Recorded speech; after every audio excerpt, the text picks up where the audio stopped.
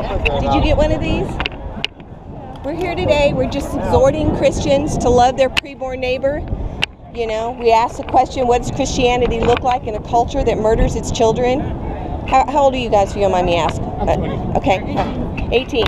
So, do you guys have any idea how many children are murdered in America every day?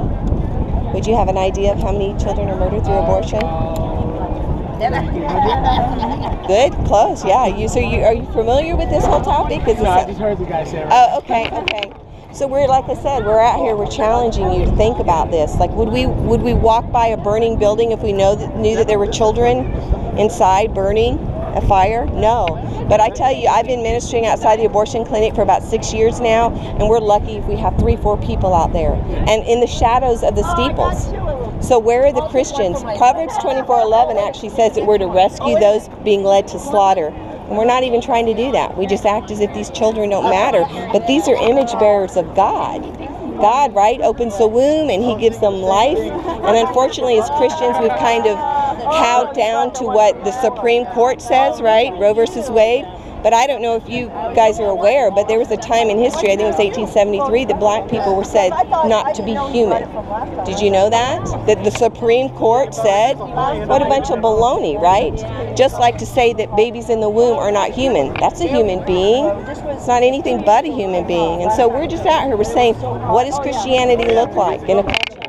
You know, does your pastor ever talk about this? Are you guys plugged into church? Yeah, your pastor talks about it. Are you guys actively involved in any way? Trying to stop it, not just regulate it.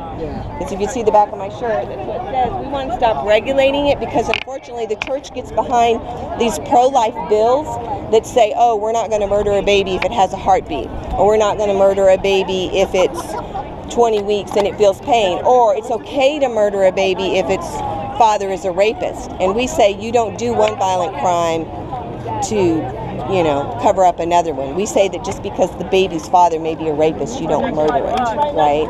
And so we need to start thinking biblically about it, talk biblically about it, say, no, we're not going to take the crumbs that they give us, these pro-life incremental laws.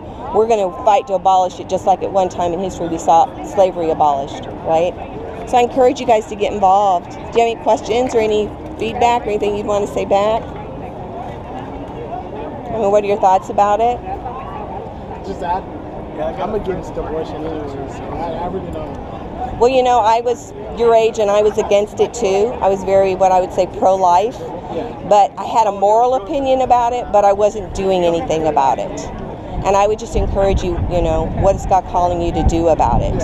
Because one place is the abortion clinic. We can go there and we can try to rescue those being led to slaughter. But there's lots of ways. Like right now, we're actually trying to get on the ballot a petition initiative. So we're trying to vote and say we want to see it abolished. We want to stop regulating it. We want to stop saying it's okay to kill babies that their fathers are rapists or because their heart hasn't, started beating yet. And all of those things. We want to say we want to end it. We want to deem these babies in the womb, these image bearers of God, as human beings. Just like slavery was abolished, we should be fighting to see abortion abolished. And that's what we encourage you guys to get engaged in, okay? Start loving your preborn neighbor. In this ministry, did you get one of our flyers by any chance? Okay, so on the card you'll see that there is a place, abolishhumanabortion.com. Where do you live at, sweetie? I live in Fullerton. Fullerton?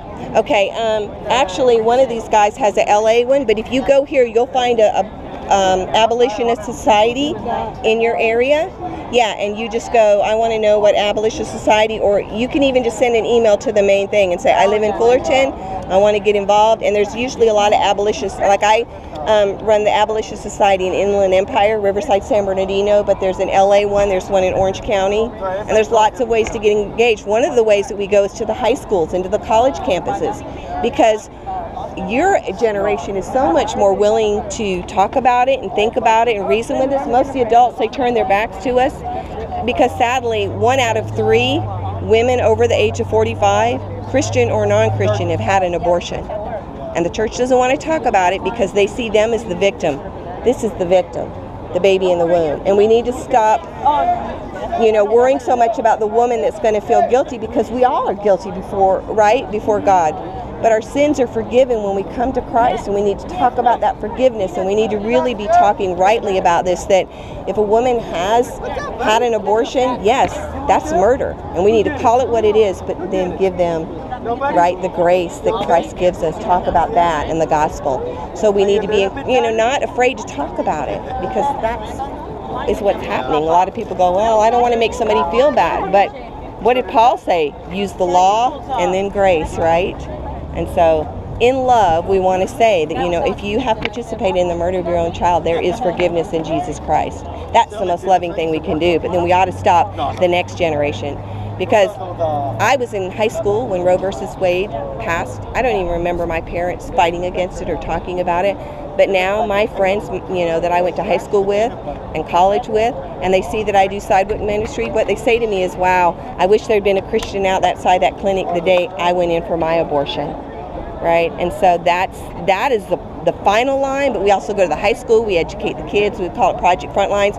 You can see a lot of information on the Abolish Abortion website. Things like what's the difference between pro-life and abolitionism. So I appreciate you guys having an ear and listening and all that. So hopefully you'll talk about them. And thank you. I hope you get in touch with someone in your area. Okay? Yeah. Young man was telling me there's somebody around here where we can sign something to help you get it on the ballot. Oh, the initiative, you can actually go to abolishabortioncalifornia.com and you can sign the petition. It hasn't been approved yet for us to get actual signatures yet. Okay. But you can go on and say, hey, I'm going to support this if it happens. Okay. Yeah, thank you. Yeah, for sure. So, right, abolishabortion.com right there. Thank you. Thank you. Yeah, thank you.